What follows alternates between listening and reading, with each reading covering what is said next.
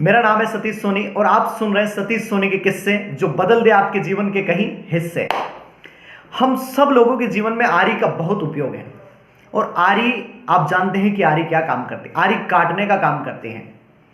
तो संसार को 4 वर्गों में बांटा गया है। सबसे पहला काश्तकारी, दूसरा व्यापारी, तीसरा कर्मचारी और चौथा कलाकारी। इन 4 वर्गों के आधार पर संसार को बांटा गया है और 4 ही वर्ग के अंदर लोग सारा काम करते हैं। तो अब सवाल यह है कि भगवान में सबसे अधिक विश्वास कौन करता है।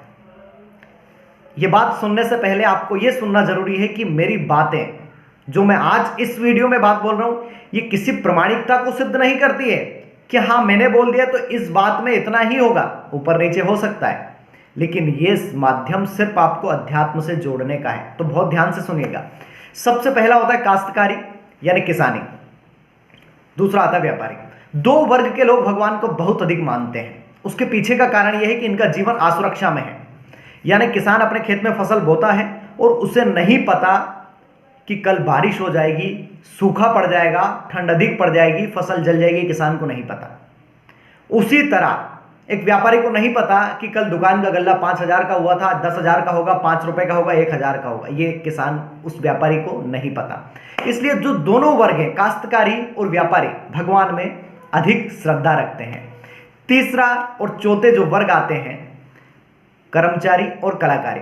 कर्मचारी की एक फिक्स सैलरी सरकार ने कर दी कि उसको 50,000 रुपये हर महीने मिलता है। तो महीने की 30 तारीख को या 1 तारीख को एक मैसेज आता है 50,000 क्रेडिट इन योर अकाउंट। कर्मचारी खुश है। चौथा वर्ग जो आता है वो है कलाकारी। डॉक्टर एक कलाकार है, बोलने वाला एक कलाकार है, फिल्मों में काम करने वाले एक कलाकार हैं, और भी जीवन में अलग अलग कलाएं, नाच गाना करने वाले, इवन चोरी भी एक कलाकारी है। उसको अपनी कला पे विश्वास है कि पॉकेट कैसे साफ करना है। तो जितने कलाकार हैं ना, वो भगवान में थोड़ा, और कर्मचारी थोड़ा कम मानते हैं, क्योंकि हर महीने एक सुरक्षा की भावना है और अपने कला पे विश्वास है। तो 2 वर्ग बहुत अधिक मानते हैं और 2 वर्ग आपको कम मानते हुए दिखेंगे। ऐसा दिख सकता है, लेकिन ये प्रमाणिक तौर पर सत्य नहीं है। अब जो मैंने शुरू में आपको बताया था कि आरी जीवन में कैसे काम करती है, तो जो काश्तकारी, व्यापारी, कर्मचारी और कलाकारी, चारों के जीवन में आरी बहुत अधिक काम करती है। जब ये अपना कर्म करते हैं, हर रोज पैसा कमाने के लिए कर्म करते हैं, तो आरी का उपयोग करते हैं, क्योंकि इनके शब्द के पीछे आरी जुड़ा हुआ है।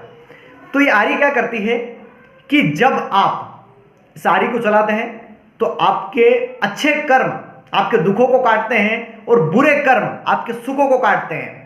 यही कृष्ण की गीता है और यही कृष्ण का ज्ञान है, क्योंकि कर्म प्रधान के आधार पर संसार चलता है।